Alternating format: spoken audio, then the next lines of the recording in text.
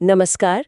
आज हम फिर से ओशो की किताब संभोग से समाधि की ओर के तीसरे हिस्से के कुछ विचारों पर गौर कर रहे हैं। जी। यहाँ बात सिर्फ व्यक्तिगत अनुभव से थोड़ी आगे जाती है। समाज, रिश्ते और वो जो नए मनुष्य की एक अवधारणा है, वहां तक। हाँ। सामग्री ये बताती है कि कैसे यौन ऊर्जा को बदलने से एक ज्यादा संतुलित, एक ज्यादा सामंजस्यपूर्ण जीवन शायद संभव हो सकता है। चलिए इसी को थोड़ा और खोलते हैं। बिल्कुल। और दिलचस्प बात यह है कि ये हिस्सा कैसे यौन ऊर्जा को, जिसे स्रोत में चेतना तक पहुंचने का एक रास्ता बताया गया है, उसे समाज में बदलाव लाने के विचार से जोड़ता है। अच्छा। सामग्री के अनुसार ओशो का ये मानना था कि ये जो रूपांतरण है, ये बदलाव है, ये सिर्फ एक इंसान तक सीमित नहीं रहता, इसका असर कहीं ज्यादा बड़ा हो सकता है। तो देखते हैं कि ये बदलाव कैसे सोचा गया है, मतलब क्या है इसके पीछे का विचार। हाँ, जैसे कि स्रोत बताते हैं कि जो पारंपरिक रिश्ते होते हैं वो अक्सर अधिकार जताने या जलन या एक तरह की खिंचतान से भरे होते हैं। सही बात है। और इसकी वजह ये बताई गई है कि लोग अपनी जो अधूरी इच्छाएं हैं या अनजाने में ही सही अपनी यौन ऊर्जा को अपने साथी पर डालते हैं। लेकिन जब इसी ऊर्जा को आप कहें कि होशपूर्वक, जागरूकता के साथ समझा जाता है, तो प्रेम वो जरूरत से ज्यादा एक खुशी की साझेदारी बन जाता है। बिल्कुल। और स्रोत कहते हैं कि यहीं से नए मनुष्य का विचार आता है।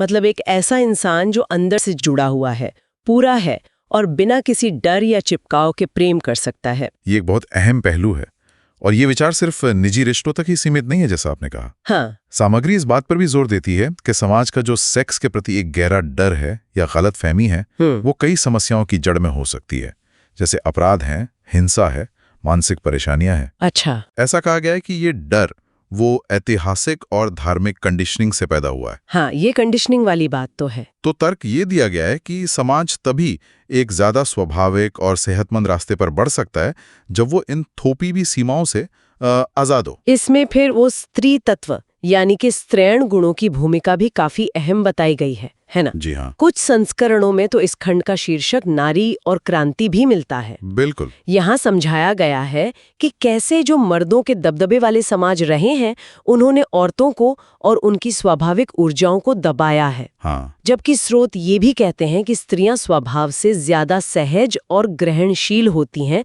जो उन्हें जागरूकता के रास्ते के लिए ज्यादा अनुकूल, हाँ, ज्यादा सहज बनाती हैं। हाँ बिल्कुल। तो एक संतुलित समाज के लिए मर्दाना और स्त्रैण दोनों तरह की ऊर्जाओं का मेल वो जरूरी माना गया है। बिल्कुल बिल्कुल। और ये सभी विचार ये आपस में कैसे जुड़ते हैं फिर? देखिए, स्रोत के अनुसार यौन ऊर्जा को जब होश के साथ अनुभव किया जाता है और उससे ऊपर उठाया जाता है, तो वो प्रेम में बदल जाती है, उसी ऊर्जा का एक ऊंचा रूप। अच्छा, ऊर्जा वही है, रूप बदल गया। हाँ, ऊर्जा वही है।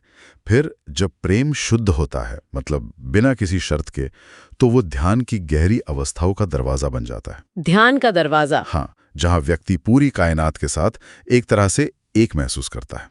इसे ऊर्जा के शरीर में ऊपर उठने के सफर की तरह बताया गया है। जैसे वो चक्रों की बात होती है। बिल्कुल।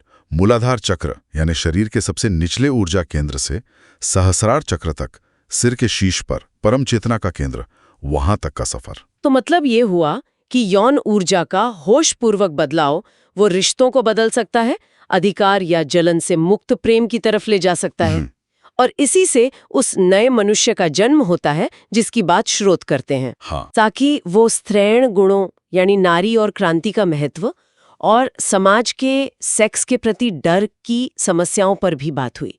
ये सब मिलकर एक बड़ी तस्वीर बनाते हैं ना? हाँ, ये सब जुड़ता है व्यक्तिगत बदलाव से। जैसा स्रोत बताते हैं, देखिए, यौन ऊर्जा को होश से अनुभव करके ऊपर उठने पर वो प्रेम में बदलती है और फिर ध्यान और समाधि तक ले जाती है। असली क्रांति इस नजरिए से देखें तो वो बाहरी सुधारों से नहीं आती, नहीं, बल्कि हर व्यक्ति के अपने अंदरूनी बदलाव से आती है। विचार ये है कि जब काफी लोग अपनी बुनियादी ऊर्जाओं को इस तरह बदलेंगे, तो एक नई इंसानियत उभर सकती है जो प्रेम, जागरूकता और आजादी पर टिकी हो। एक नई मानवता। बिल्कुल। और यह मैं सोचने पर मजबूर करता है, हमारे अंदर और कौन सी ऐसी गहरी आदिम ऊर्जाएं हैं जिन्हें होशपूर्वक बदला जा सकता है? ये एक अच्छा सवाल है सोचने के लिए। हाँ, और अगर किसी को इस विषय को और गहराई से समझने में रुचि हो, तो स्रोत सामग्री में एक वीडियो का भी जिक्र है, क्यों ओशो ने कहा संभोग से समाधि। उसे देखा जा सकता है।